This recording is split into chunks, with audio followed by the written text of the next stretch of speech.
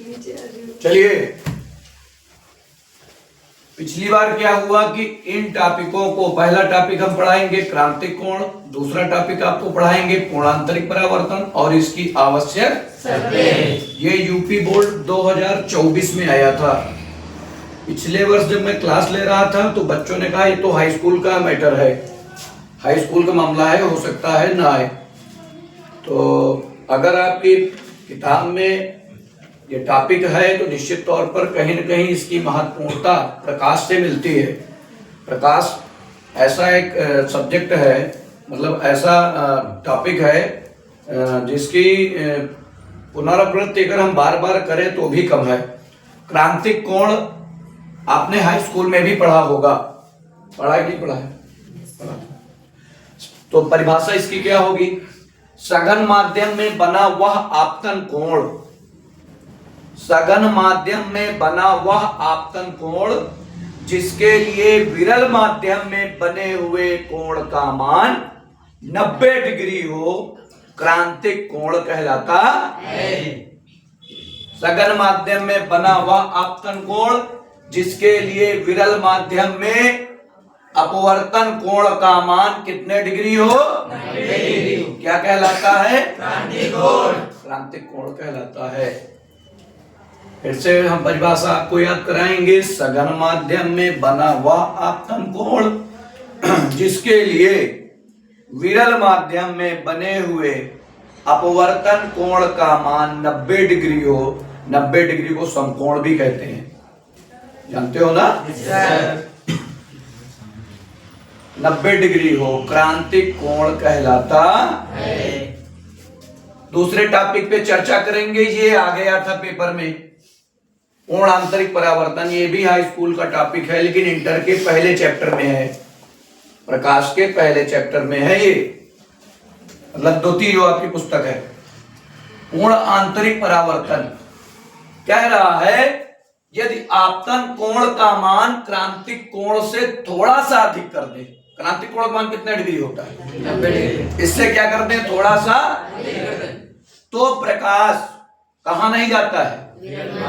तो प्रकाश विरल माध्यम में बिल्कुल नहीं जाता है, बल्कि संपूर्ण प्रकाश परावर्तित होकर सघन माध्यम में लौट आता है। इस घटना को क्या कहते हैं?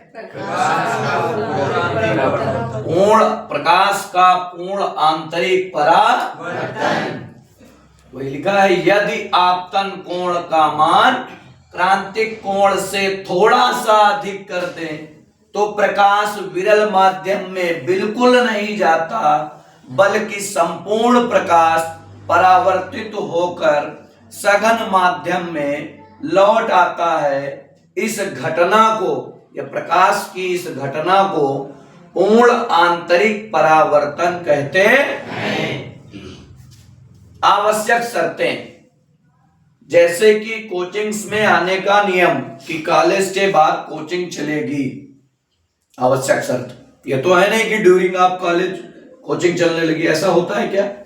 किसी भी कॉलेज में नहीं होता है। तो उसी तरह से पूर्ण आंतरिक परावर्तन की आवश्यक शर्त है। शर्त ये है कि हमको हर हाल में 11 बजे सोना है, 5 बजे उठना है, 10 बजे सोना है तो 4 बजे उठना है, मोबाइल का प्रयोग कम से कम करना। इसी तरह से शर्तें हैं। अगर ये शर्त होंगी तभी पूर्ण आंतरिक परावर्तन की घटना होगी। ठीक है? पहली शर्त क्या है कि आपतन कोण का मान क्रांतिक कोण से क्या हो? बड़ा हो। यानी 90 डिग्री से अगर 91 डिग्री होगा तो फिर 90 डिग्री से यदि 91 डिग्री भी हो गया तो घटना संभव है। घटना कौन सी है? पूर्ण आंतरिक परावर्तन।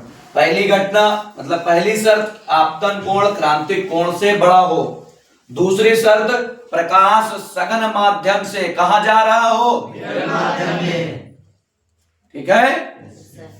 तो ये तीनों टॉपिक इंपॉर्टेंट, क्या 2 टॉपिक हैं, ये इसकी शर्त है। कभी कभी होता क्या है, पूछ देता है 1 नंबर में पूर्ण आंतरिक परावर्तन की आवश्यक शर्त लिखिए।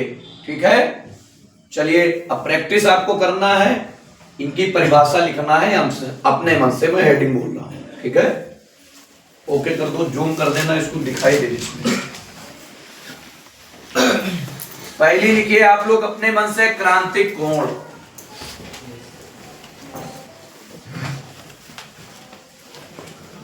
दिक्कत आए बोर्ड पे देख लेना, तो इससे प्रैक्टिस हो जाएगी कि आपको आ रहा है कि नहीं आ रहा।